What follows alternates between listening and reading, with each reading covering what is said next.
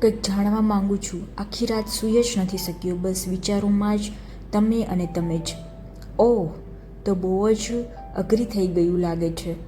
મી પેશનવાલા, ચાલો તમે પૂછો, હું જરૂરથી જણાવીશ જે તમે જણાવવા માંગો છો તે. તમે મારો સવાલ તો જાણો જ છો. બસ કહેતા જાઓ, હું આજે તમને જ સાંભળવા માંગુ છું. બસ એ જ દિવસની વાત શરૂ કરું છું જ્યારે તમે છેલ્લી વાર મળી હતી. એ દિવસે તમારા ગયા પછી હું પણ ઘરે જતી રહી અને ઘરે પહોંચીને એમનો ફોન કર્યો કે જલ્દીથી આવી જા. એમને જાણવા માંગતી હતી કે હું પ્રેગ્નન્ટ છું. બસ એમને ખુશખબર આપવા માંગતી હતી કે જેનો ઇંતજાર તેઓ પાછલા 3 વર્ષથી કરી રહ્યા હતા. તેઓ ઘરમાં આવી પહોંચ્યા અને જોયું તો ઘણા પરેશાન હતા, પણ મને એમ લાગ્યું કે ઓફિસમાં કોઈ બીના બની હશે અને ઘણીવાર તેમને પૂછ્યું પછી તેઓ પોતાની મુશ્કેલી કહેવા તૈયાર થયા અને ઊભા થઈને એક ફાઇલ લઈને આવ્યા અને ફાઇલ મારી આગળ ધરીને બોલ્યા, મને આઝાદ કરી દે. આ કાગળો પર સહી કરીને કોર્ટ આપણા છૂટાછેડા 6 મહિનામાં જ મંજૂર કરી દેશે. મેં બધા જ પેપર્સ તૈયાર કરાવી દીધા છે.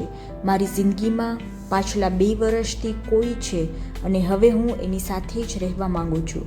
અને હા, એ પ્રેગ્નેન્ટ પણ છે.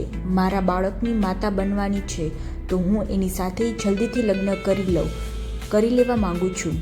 હું નથી ઈચ્છતો કે કોઈ એને ના જાયઝ કહે, એની તરફ આંગળી પણ ઉઠાવે.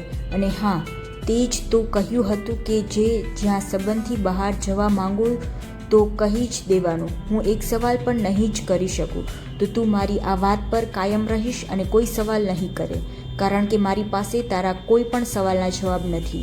અને મમ્મી પપ્પા પણ મારા આ ફેસલાથી ખૂબ જ ખુશ છે. તું તો જાણે જ છે ને કે તેમને એક બાળક હોવાથી કેટલી વાંછના છે. તારે જે સામાન્ય રાખવો હોય એ રાખી લેજે. અને હા, એલિમોનીમાં જે જોઈએ એ આઉટ ઓફ કોર્ટ સેટલમેન્ટ કરી લઈશું. તું જે માંગે તે આપવા તૈયાર છું, ફક્ત મારા સિવાય. આમ કહી એમને છૂટાછેડાના પેપર્સ મારી સામે ધરી દીધા. તો શું તે એમને આટલું જ કહેવાથી છૂટાછેડા આપી દીધા? તું પણ તો પ્રેગ્નેન્ટ જ હતી ને? એ જાણવા છતાં પણ તારા પતિએ તને છોડી દીધી. મારું તો મગજ જ બહાર મરી ગયું હતું એને આ વાત સાંભળીને. હા, સહી કરી દીધી એમને ઘરેલા તમામ કાગળો પર. જ્યારે કોઈ મારી સાથે રહેવા જ ના માંગતું હોય અને છેલ્લા 2 વર્ષથી બીજા કોઈની સાથે રાત ગુજારતું હોય એવી વ્યક્તિને મારી સાથે સુખદ સંબંધોની બાંધી રાખીને શું કરું? તે એ પણ આ વિચાર્યું કે એ અજમાન બાળકની સાથે એકલી આ સમાજમાં કેવી રીતે જીવી શકીશ? એ મારું વિચારવાનું હતું અને એવા બંધનમાં એમને બાંધવા પણ યોગ્ય ન હતું. જેથી કરીને મેં એમને જણાવ્યું કે નહીં કે હું પ્રેગ્નેન્ટ છું.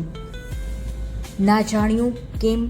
એમનો પણ તો જાણવાનો હક જ તો હતો જ ને. મિત્રો, આગળનો પાર્ટ જોવા માટે નીચેની લિંક પર ક્લિક કરો. રાધે રાધે.